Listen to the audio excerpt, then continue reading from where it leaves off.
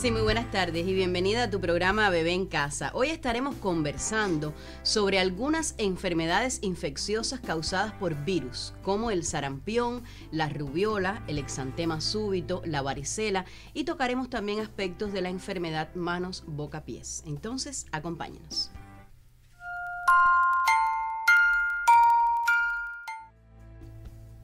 Bueno, y la bienvenida a nuestro espacio a quien hace posible, por supuesto, el programa con su experiencia y por supuesto con el deseo que siempre tiene de participar con nosotros, el doctor José Hernández, especialista en pediatría y a su vez subdirector de la Dirección Provincial de Salud en la provincia. Buenas tardes. Buenas tardes.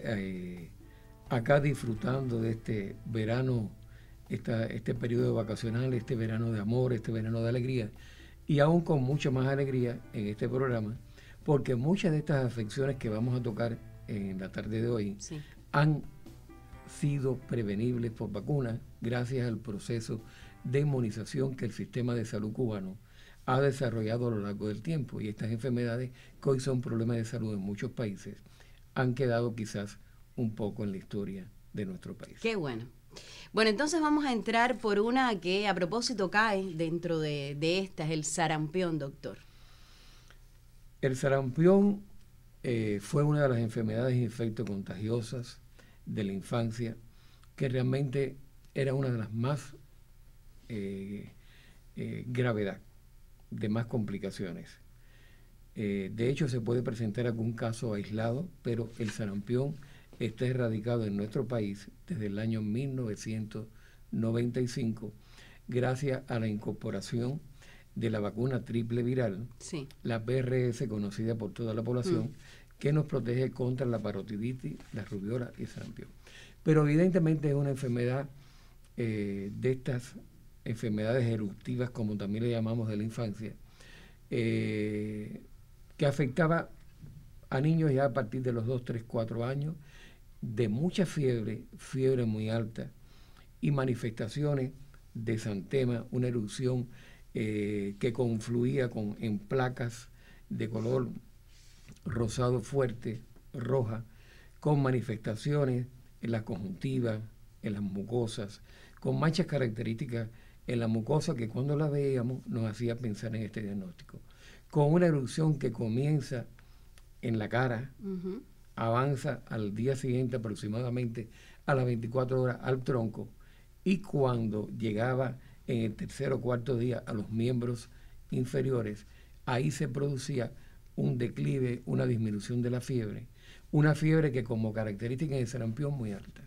Muy alta. Muy temida eran las neumonías originadas por el virus de sarampión, de gran mortalidad, que realmente en etapas donde no teníamos esta protección, realmente cobró vidas en nuestro país y en el mundo actual, en el mundo subdesarrollado, donde no existe esta cobertura de vacunación, a pesar de los ingentes esfuerzos que hacen la OMS, la OPS, la UNICEF, que realiza campañas internacionales humanitarias en función del control de esta enfermedad. Aún mueren niños en el mundo por sarampión. Por suerte la tenemos erradicada. ¿Cómo se transmite, doctor? Esta enfermedad, sarampión, la rubiola, la parotiditis incluso, y el boca, mano, pie, se transmite a través de la contaminación de persona a persona, a través de las goticas de saliva, las secreciones nasales, es decir, que tiene una transmisión respiratoria. Excepto en el boca, mano, pie, que también puede haber una transmisión a través de la saliva, pero también a través de las heces fecales, la contaminación por heces fecales. Pero la mayoría de estas anteriores que hablábamos es a través de las partículas que se llaman partículas de Flügger, que realmente es cuando las personas hablan, se desprenden algunas partículas a veces invisibles, no perceptibles, y contaminan. Y sobre todo cuando estamos a menos de 1 metro de una persona que pueda ser portador de esta enfermedad. Todas estas enfermedades que vamos a referirnos en el día de hoy tienen un periodo de incubación. Las personas aún no enfermas ya tienen el virus dentro de su organismo. El virus se va multiplicando hasta que es el periodo de incubación, y un periodo inicial que le llamamos periodo prodrómico, donde aparecen manifestaciones inespecíficas, que decimos, el niño se siente mal, que tendrá va a tener un catarro, pero después aparecen ya las lesiones Claro. características de estas enfermedades. Si la COVID-19 nos enseñó a un distanciamiento social y bueno, permitió de alguna manera vencer en una gran medida como hemos vencido la epidemia, pero en niños era muy difícil, por eso nos aislábamos. Y ahora en estas enfermedades que tratamos hoy, ¿cómo mantener el distanciamiento si el cubano, de hecho, ya está retomando el saludo del beso? O sea, el cubano tiene unas características, ya son innatas, ¿no? En la cultura nuestra. Y es una lástima. Sí. Es una lástima lo que avanzamos porque los niños son admirables. Recordemos cómo los niños pedían cuando salían a la calle, mamá, tápame la boca, dame nasobuco. Los niños lo pedían. Incluso a veces los adultos se lo quitan y los niños llamaban la atención a los padres. Ya porque se acostumbraron. Son increíbles los niños. Bueno, hablaba, también hacía referencia a esto por lo contagiosa de las enfermedades. Bueno, ¿en cuál edad de la infancia es más común encontrar específicamente esta para ya después entrar el sarampión, como decía, a partir de los 2, 3, 4 años, frecuentemente, aunque se presentaba en niños mayores también. Esta es dentro de las enfermedades eruptivas de la infancia, la de mayor deterioro del estado general, como decimos, tumbaba al niño en la cama, malestar, cefalea, dolor de cabeza y fiebre alta, fiebre de 39, 40. Y esto realmente precedía a las otras manifestaciones y de momento no había focalizado hasta que aparecía la erupción que, como decía, aparece por la cara, y después se va diseminando. Por eso nuestra gente decía, las abuelitas decían, tiene sarampión, pero cuando le salga la erupción por los pies se acaba. Y recordemos los tiempos en que nos cubrían con una corcha, una frazada roja, ¿lo recuerdan? Y nos ponían ropa roja. Eso sí, claro, no tiene fundamento. es parte de la cultura, claro, que siempre la tenemos que traer a algunos programas, porque bueno, lo está viendo también nuestro espacio, la familia, y conocen también de dichos, de cosas que hemos ido para solucionar, ¿no? Los momentos difíciles que atravesamos. El sarampión daba tos, daba manifestaciones respiratorias y las complicaciones. Nosotros en medicina hablamos mucho de las itis, faringitis, amigdalitis, bronquitis, miocarditis, estomatitis, nefritis, todas las itis, que son inflamaciones por infecciones de los órganos, la mayoría de las veces aparecían en el sarampión. De ahí la morbilidad y las complicaciones de esta afección, y que hoy el mundo trata de erradicar y que en nuestro país está erradicado. Qué bien. Bueno, entonces vamos a seguir conversando sobre estas enfermedades y vamos a entrar en una que popularmente le decimos la china, ¿no? Y es la varicela. ¿Qué síntomas da específicamente? Nada, la varicela también comienza, como todas estas enfermedades, con un cuadro febril, dolor de cabeza o cefalea, decaimiento, fiebre, pero en ocasiones sin síntoma alguno de este tipo general, aparecen lesiones en la piel. Muy lesiones molestas. Características donde predomina la ubicación en el tronco. En el tronco es donde más lesiones aparecen en la varicela. En la varicela china, como usted decía. Es una enfermedad viral originada por un virus, que es el virus de herpes zóster, es el virus de la varicela, que en una segunda infección se traduce clínicamente con otras manifestaciones, que es la culebrilla. La culebrilla. O herpes zóster. O sea, yo quería preguntarle, porque también volvemos a la cultura popular. Se dice que siempre te va a dar la china, como le dice el cubano. O sea, la varicela siempre debe aparecer en algún momento de tu vida. Por ejemplo, yo lo tuve a los 14 años. Me decían, no te va a dar varicela. Pues, y por eso recuerdo tanto cómo fue. Siempre que aparece la varicela, o sea, cuando aparece ya entonces podemos evitar esta otra. ¿O eso le da a quien no le dio la varicela? No. La culebrilla aparece en la persona no infectada previamente, infectada previamente por la varicela. Ya. Es decir, que cuando, es como que se queda el virus. Y se reactiva y es la segunda infección por el virus. Esto realmente es importante. Incluso cuando hay una clínica que te hace pensar en un herpes zóster, en la etapa inicial donde no es florido el cuadro clínico, le preguntamos al familiar, ¿usted tuvo china? Claro. Aunque a veces no hay la total certeza, pero habitualmente sí. Y por eso el herpes zóster o culebrilla es más frecuente en niños y adolescentes y sobre todo en adultos. Porque realmente a lo largo de la vida es que se infectaron por el virus. Es característica en la varicela, como decía, el predominio de lesiones en el tronco, tanto en la espalda como la porción anterior del tronco, más frecuente en la espalda. Y que incluso se denomina la constelación del cielo estrellado. Es decir, cuando miramos el cielo vemos diferentes destellos de luz de las estrellas, luceros pequeñas más grandes. Así es el tronco de un paciente, sobre todo un niño con varicela, donde aparecen lesiones de diferentes características. Desde lesiones iniciales, que son como si fuera una manchita rosada, hasta una papulita que ya una elevación en la piel, hasta la aparición de una flictena o ampollita, donde aparece el líquido, que es una vesícula, hasta que las otras lesiones, que cuando se cae la epidermis se forma una costra. Sí, seca. Afecta también las mucosas.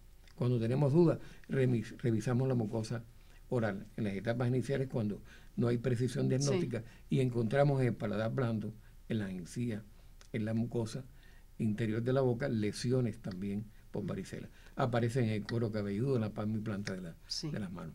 Es muy importante, doctor, que no lleva tratamiento, excepto en formas graves, y sobre todo en pacientes inmunodeprimidos, donde la varicela puede ser una enfermedad eruptiva extensa, con gran toma del estado general del niño, y utilizamos algunos antivirales, como es el caso, por ejemplo, de la ciclovir.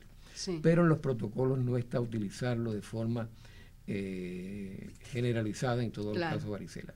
Y muy importante en varicela y en todas las lesiones, enfermedades eruptivas de la infancia, incluyendo el boca, mano, pie, el aislamiento del niño. Claro. Si el niño está en la guardería, está en el círculo infantil, no hay que llevarlo. Además son niños enfermos y requieren de cuidado en casa, mantenerse en cama, líquidos abundantes, y no hay mejor espacio que el hogar.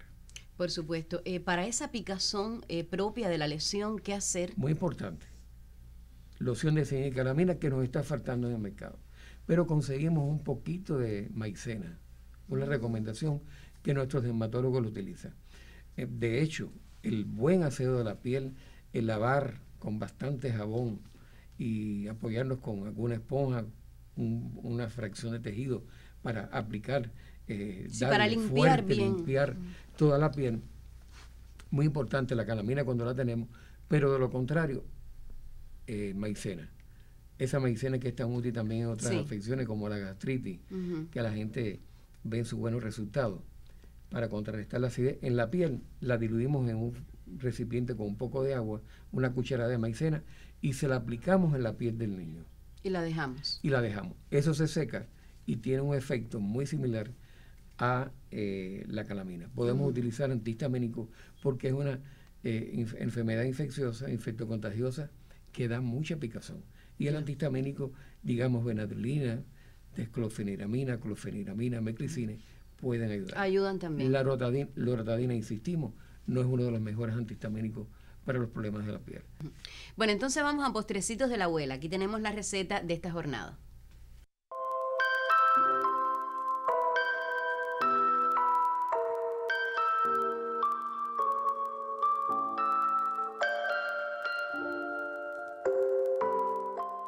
Pica la piña en pequeños trozos, colócalos en la batidora y bate suavemente. Viértela en una sartén, agrega una taza de azúcar y revuelve. Agrega jugo de limón y disuelve. Ojo, no lleva agua, solo cocina a fuego bajo. Cuando empiece a hervir, baja la mermelada y échala en un frasco de cristal. Deja enfriar y ya está lista. Puedes acompañar con tostadas y será un aderezo delicioso.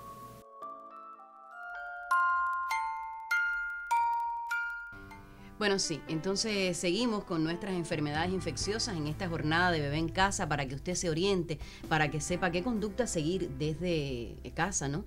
Y qué hacer de momento cuando tiene un niño. Ahora vamos a entrar en la rubiola específicamente.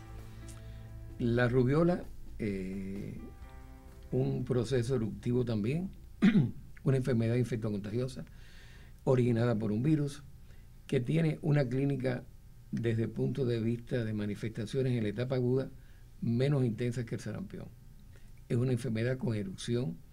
El exantema o erupción de la rubiola aparece también en la cara, se disemina por el cuerpo, igual que en el sarampión, pero es menos intensa. Y menos intensa la fiebre. La fiebre intensa del sarampión realmente aquí no es tan evidente. 2 o 3 días de fiebre, la aparición de la erupción y evoluciona. ¿Qué es lo importante y trascendental de la rubiola? El riesgo que tiene la rubiola en cuanto a la situación de la reproducción, la afectación que puede originar en los embriones, en los fetos, puede provocar en una mujer, una joven, que se embarace, una infección por el virus de la varicela, discúlpeme, de la rubiola. Puede originar la pérdida del embarazo, cuando el embarazo está en las primeras etapas, y sobre todo malformaciones congénitas, que están muy bien identificadas en el acorde médico como síndrome de la rubiola congénita. Es decir, que ese virus se alberga en el feto, en el embrión, en las primeras semanas, y sobre todo en el primer trimestre del embarazo, y origina malformaciones cardiovasculares, neurológicas, se ven microcefalias, malformaciones congénitas importantes, que realmente de ahí la importancia. Y de ahí el hecho que se haya incorporado a los esquemas de vacunación. En la triple viral está presente la vacunación contra la rubiola, y esto tiene un impacto importante en lo que es la salud reproductiva y el futuro. Es importante, y recordemos que antes los abuelos nos decían, es bueno que la niña tenga la rubiola de niña, claro, para evitar una infección en alguien que no haya tenido la infección ya cuando esté en etapa reproductiva. Sí. Bueno, seguimos conversando sobre enfermedades infecciosas causadas por virus en este programa de Bebé en Casa. Otra de ellas es el exantema súbito o roceola infantil. ¿Qué cosa es esto, doctor? Llamado también sexta enfermedad. También está descrito así. Es un proceso viral también, donde aparece, hay un cuadro febril no muy manifiesto, pero que en ocasiones puede haber algunos periodos donde la fiebre se incrementa. El niño quizás rechaza un poco la alimentación, se ve decaído, tiende a estar acostado, en reposo, no es el niño usual que vemos. El exantema súbito tiene como característica, de diferencia de la rubiola y el sarampión, que es más frecuente en niños habitualmente menores de 2 años. Se ve en Son nuestro niños país, que comienzan con un cuadro clínico propio de un proceso viral. Y súbitamente aparece una erupción. De ahí el nombre. Exantema súbito. Nos sorprende una erupción, la familia dice, mira, le salió una erupción al niño, que como característica, a diferencia del sarampión y la rubiola, que se inicia por la cara, tiende a respetar la cara. Aparece en el tronco, se disemina por los miembros inferiores, y una vez que llega ahí, desaparece la fiebre. Es decir, que nos alegra a los médicos cuando tenemos este diagnóstico, sospechamos y vemos la aparición de esta erupción y desaparece la fiebre. Es característico de esta afección viral también. ¿Se ve en Cuba? Y se ve frecuentemente. Esto se ve frecuentemente en niños pequeños que empiezan con fiebre, una erupción, y la familia dice, esto es sarampión, esto es rubiola. No. Es exantema. Y con respecto a la rubiola hay otro dato característico, es la presencia de adenopatía en la rubiola. Aparecen adenopatías en la base del cuello, en la parte detrás de la nuca, en la parte lateral, aparecen lesiones en la rubiola. Es decir que, como nos damos cuenta, cada una de estas infecciones tiene lesiones muy patognomónicas, muy específicas de cada cual, y nos permite a nosotros discernir en los diagnósticos. Que, por cierto, indico, el exantema súbito no tiene protección con vacunas. Además, una enfermedad infectocontagiosa de las más benignas, que inmediatamente que inicia la erupción se acabó todo. No es el caso de las otras que sí tienen protección en el esquema de inmunización de nuestro país. Esas vacunas que a veces la madre se preocupa, ¿no? Debo vacunar al niño, el malestar que a veces genera, no es tanto, pero bueno, genera un poco de malestar, algunas más que otras, las primeras horas, pero hay que ser respetuoso con el sistema de vacunación. Y alertar a la población. En muchos países, y sobre todo en países desarrollados, por ejemplo en Estados Unidos, Inglaterra, se han desarrollado campañas en contra de la triple viral, de la PRS nuestra, y la que existe se utiliza en el mundo. Y se plantea que tiene vínculo con la aparición de autismo en los niños. Y eso no es así. Eso no tiene fundamento científico de la asociación de esta vacuna con la aparición de autismo. Lo que pasa es que las principales manifestaciones del niño con trastorno del espectro autista aparecen aproximadamente después que se pone la vacuna, pero es que es la coincidencia en el tiempo. En etapas que recordemos que es después de los 2-3 años, claro, que aparecen las manifestaciones incipientes, pero esto es un tabú. Hay que vacunar a nuestros niños y niñas, y esta vacuna es muy importante para garantizar el futuro de la descendencia, sobre todo de las niñas. Bueno, entonces vamos al segmento Minuto para Aprender.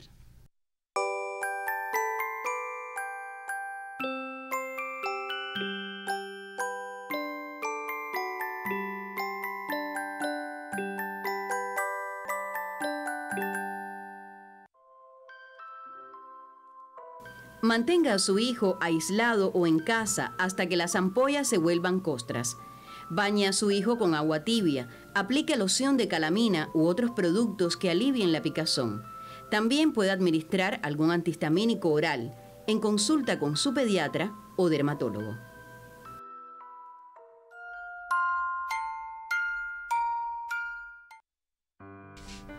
Bueno, sí, seguimos abordando las enfermedades infecciosas en esta jornada. Usted hablaba específicamente del esquema de vacunación, algo que no se debe violar, que a veces se retrasa un poco por algunas enfermedades, un proceso que está pasando el niño, pero que no se puede dejar de la mano. Claro, hay que hacer también un recordatorio del buen trabajo también que realiza el sistema de la familia, ¿no? Por supuesto, del médico de la familia que está alerta a esta situación. Sí, muy importante. Otra de las afecciones propias también de la infancia es la papera o parotiditis. Otra enfermedad que se transmite por las goticas de Flügger, por las goticas, las minúsculas partículas que salen con saliva cuando hablamos cerca de las personas, que tiene un periodo de incubación, que tiene su cuadro febril moderado, no tan intenso, y aparece el aumento de una o dos glándulas salivales, las parótidas. Recordemos que existen 3 glándulas salivales: las parótidas, las glándulas sublingual y la submaxilar. Usualmente afecta a las parótidas. Es un proceso originado por un virus que no lleva ningún tipo de tratamiento antibiótico, al igual que todas las enfermedades que hemos abordado anteriormente. Y en este caso hay un aumento de la parótida, con un cuadro febril, una inflamación de la carita. Y muy característico, Barbarita, es el hecho de que cuando se ingieren alimentos ácidos o con exceso de sal, provoca aumento en la glándula. ¿Por qué? Porque eso es un estímulo a través de las papilas gustativas que existen dentro en la lengua específicamente, y hace que se aumente la secreción de saliva. Recordemos que si echamos sal en la lengua, ¿qué pasa? Aumenta la salivación. Las glándulas, estas 3 glándulas, liberan la saliva. Entonces, cuando hay un proceso inflamatorio en ella, infeccioso o no, que nos vamos a referir a esto rápidamente, se produce como un calambre en la glándula. Incluso cuando tenemos dudas, si hay un aumento de volumen en esta zona retro y subauricular, por debajo de la oreja, tenemos dudas si es parótida o es un ganglio, le echamos un poquitico de jugo de limón o sal en la lengua, y cuando es la parótida la que está involucrada, se produce dolor en la glándula. ¿Ya? Interesante, sí, ¿verdad? Es como una confirmación, pero mire, el organismo es sabio y está ya dando la respuesta, ¿no? Está brindando la información que puede. Y nos orienta. Nosotros los médicos realmente tenemos una serie de elementos que nos permiten discernir los diagnósticos. Claro, son años de estudio, años de investigaciones y también la práctica, que en la medicina le dice muchísimo. Barbarita, esta profesión nuestra es maravillosa. Aprovecho la ocasión para que nuestras familias fomenten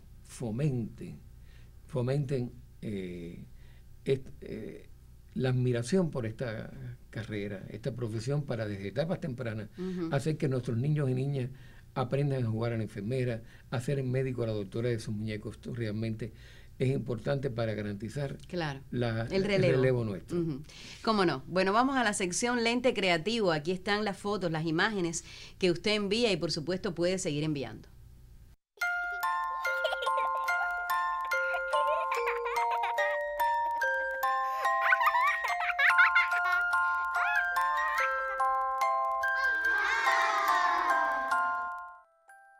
Esta es tu sección Lente Creativo. Podrás enviarnos tus fotos o videos de los momentos más lindos que compartas con tu bebé en casa.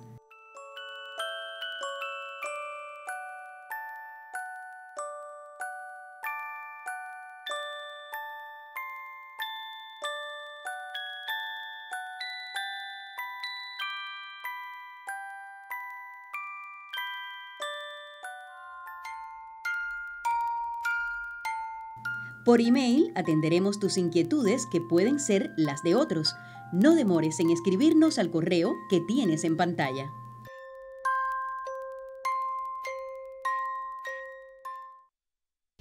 Bueno, sí, ya casi se nos termina el tiempo, lamentablemente. ¿Consideraciones finales rapidito? Nada, la observación familiar en todas estas afecciones virales que hemos tratado en el día de hoy.